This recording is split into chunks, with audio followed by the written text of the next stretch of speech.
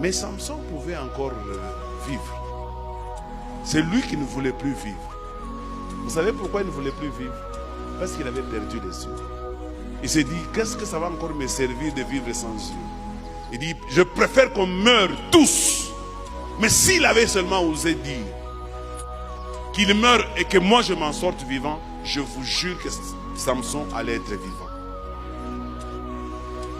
Nous les hommes de Dieu, vous les hommes de Dieu, ne peut vous arriver quelque chose que quand vous-même vous donnez votre accord.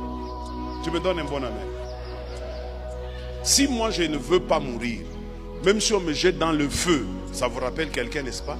Shadrach, Meshach et Abednego, ils ne sont pas morts parce qu'ils ne voulaient pas mourir.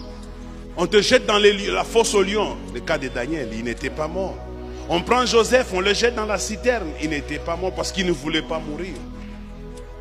Si Samson ne voulait pas mourir, il n'allait pas mourir. Lisez bien, Samson lui-même a voulu mourir. Quelqu'un a donné cet exemple, que Rahab, la prostituée, sa maison était au mur comme ça. Ils avaient des maisons qui construisaient au-dessus des murs. Lorsque les enfants d'Israël ont tourné 7 fois le mur de Jéricho, les murs de Jéricho se sont écroulés. Mais seul là où il y avait la maison de Rahab, la prostituée, ces murs ne s'étaient pas écroulés. Ça veut dire ici, tu ne mourras que quand toi-même tu voudras mourir.